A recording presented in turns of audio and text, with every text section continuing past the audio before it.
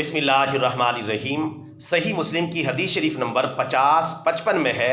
کہ پیارے رسول اللہ صلی اللہ علیہ وسلم نے فرمایا، جب تم جانور کو ذبح کیا کرو تو اچھے طریقے سے ذبح کیا کرو، اور ذبح کرنے سے پہلے اپنی چھری کو اچھے طریقے سے تیز کر لیا کرو اور جانور کو آرام پہنچاؤ۔ برادران اسلام، اس حدیث مبارکہ میں پیارے آقا صلی اللہ علیہ وسلم نے ہمیں 3 نصیحتیں فرمائی ہیں، اور قربانی کرتے وقت اور جانور کو ذبح کرتے وقت 3 احتیاطوں کا آپ نے حکم صادر فرمایا ہے۔ نمبر 1، آپ صلی اللہ علیہ وسلم نے فرمایا، جب بھی تم جانور کو ذبح کرو تو اچھے طریقے سے ذبح کیا کرو، یعنی اس میں احتیاط کرو، برے طریقے سے ذبح نہ کرو، اور جانور کو بلا وجہ تکلیف نہ پہنچاؤ، اور ذبح کرنے میں شاندار، اچھا،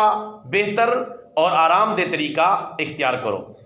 نمبر 2، آپ صلی اللہ علیہ وسلم نے ارشاد فرمایا کہ جب تم جانور کو ذبح کرنے لگو تو پھر چھری کو اچھے طریقے سے تیز کر لیا کرو، تاکہ تیزی سے رگیں کٹ جائیں اور جانور بڑے سکون اور آرام کے ساتھ ذبح ہو جائے، اور زیادہ تکلیف میں مبتلا ہونے سے اور زیادہ تڑپنے پھڑکنے سے محفوظ ہو جائے۔